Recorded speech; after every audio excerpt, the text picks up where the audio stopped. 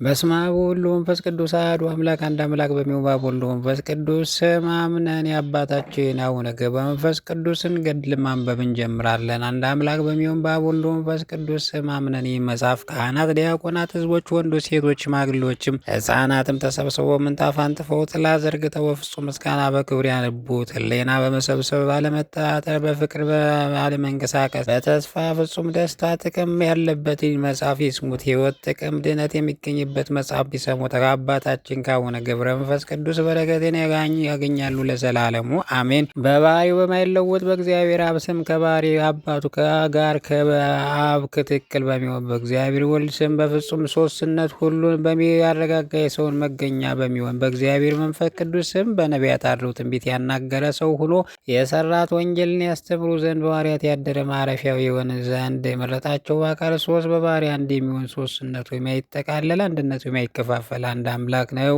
ምስጋናው በባህሪው ነው። ዓለም ሁሉ በእጁ የተያዘ ነው። ጌትነቱ የባህሪ ገንዘቡ ነው። የሁሉ ልመና ይሰማ።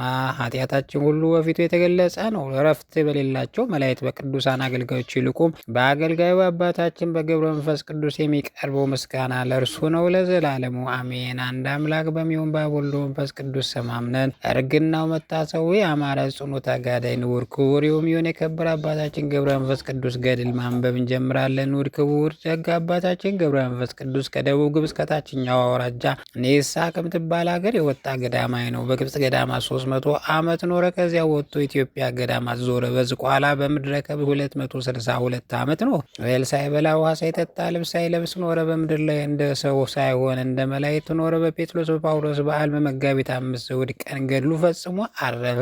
በአባታችን ገብረ መንፈስ ቅዱስ ጸሎት እግዚአብሔር ይማረን ይቅር ይበለን ለዘላለሙ አሜን። በስመ አብ ወወልድ ወመንፈስ ቅዱስ አሐዱ አምላክ አንድ አምላክ በሚሆን በአብ ወልድ ወመንፈስ ቅዱስ ስም አምነን ኅዳር 5 በዚህች ቀን ክብር ይግባውና ጌታ ኢየሱስ ክርስቶስ በእንጨት ላይ መስቀል ላይ ተሰቅሎ ሳለ ጎኑን የወጋው የቅዱስ ልንጊኖስ የራሱ የታየችበት ነው። ይህም ቅዱስ በጌታ ካመነ በኋላ በቆጵሮድያ ሀገር ወንጌል የሚሰብክ ሆነ። ከሃዲያን አይሁድን በላዩ ተነሱበት፣ መኳንንት ዘንድም በሐሰት ወነጀሉት። በቆጵሮቅያ ሀገር ራሱን አስቆረጡት። ራሱን ብቻ ወደ ኢየሩሳሌም ወሰዷት። በኢየሩሳሌም የሚኖሩ አይሁድ በእዩት ጊዜ እጅግ ደስ አላቸው። ከዚያ በኋላ ከኢየሩሳሌም ከተማ ውጭ በአንድ ኮረብታ ላይ ቀበሯት። ከብዙ ቀኖችም በኋላ እንዲህ ሆነ። ቅዱስ ልንጊኖስ ስብከት ያመነች አንዲት ሴት በቆጵሮቅያ ሀገር ነበረች። ራሱ ከቆረጡበት ጊዜ ጀምሮ በተቆረጠበት ቦታ በመቆም ስለ እርሱ ታለቅስ ነበር። ክብር ይግባውና በእግዚአብሔር ፈቃድ የዚያች ሴት አይኖቿ ታወሩ።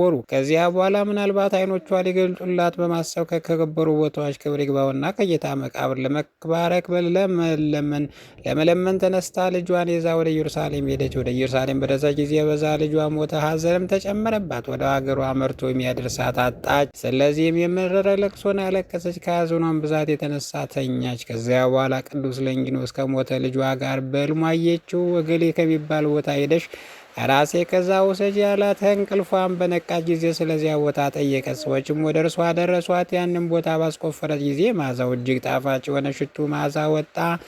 ራሱ ወዳለችበት ስትደርስ ታላቅ ብርሃን ተገለጠላትና ዓይኖቿ በዚያ ጊዜ ተገለጡላት። እግዚአብሔርን አመሰገነችው። ከዚያ በኋላ ከልጇ ጋር የቅዱስ ልንጊኖስን ራስ ወደ ሀገሯ ወሰደቻት። በታላቅ ክብርም ባማረ ቦታ አኖረቻት። ለእግዚአብሔር ምስጋና ይሁን፣ እኛንም በጸሎቷ ይማረን፣ በረከቷ ከእኛ ጋር ትኑር ለዘላለሙ አሜን። በዚች ቀን የሰማዕቱ ጢሞቴዎስ መታሰቢያን የሰራዊት አለቃ ቴዎድሮስ ከሀገረ ሰጥብ ወደ ሀገረ አስዮጥ ስጋው የፈለሰበት ቤተክርስቲያኑ የከበረችበት ነው። ዳግመኛም ወደ ብሔረ ሕያዋን የገባ የአባ ዮሐኒ መታሰቢያ ነው። ለእግዚአብሔር ምስጋና እኛንም በቅዱሳን ጸሎት ይማረን፣ በረከቱ ከእኛ ጋር ትኑር ለዘላለሙ አሜን።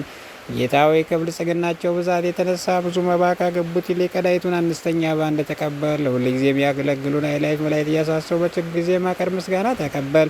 እናንተ ቅዱሳን ነቢያት፣ የወንጌል ሰባኪያን ሐዋርያት፣ ሰማዕታት፣ ጻድቃን፣ ትጉሃን መላእክት፣ ፍጹማን ደናግል እንዲሁም ደጋጎች መነኮሳት ልጅ አዋቂ ሳይል የምንሰበሰብበትን የጉባኤ ቦታ ባርኩ። የመጽሐፍ ወረቀት አዘጋጅቶ ብራና ዳምጾ የጻፈውን ያጻፈውን ከግዕዝ ወደ አማርኛ የተረጎመውን ቃለ ንባቡን በእርጋታ መንፈስና በተመስጦ ሕሊና ያዳመጠውን በደለኛ ሁሉ የምታስምር የጌታ እናቱ ማርያም ጸሎት ኢየሱስ ክርስቶስ በአንድነት ይማረን። ኢየሱስ ክርስቶስ በአንድነት ይማረን። ኢየሱስ ክርስቶስ በአንድነት ይማረን ለዘላለሙ አሜን።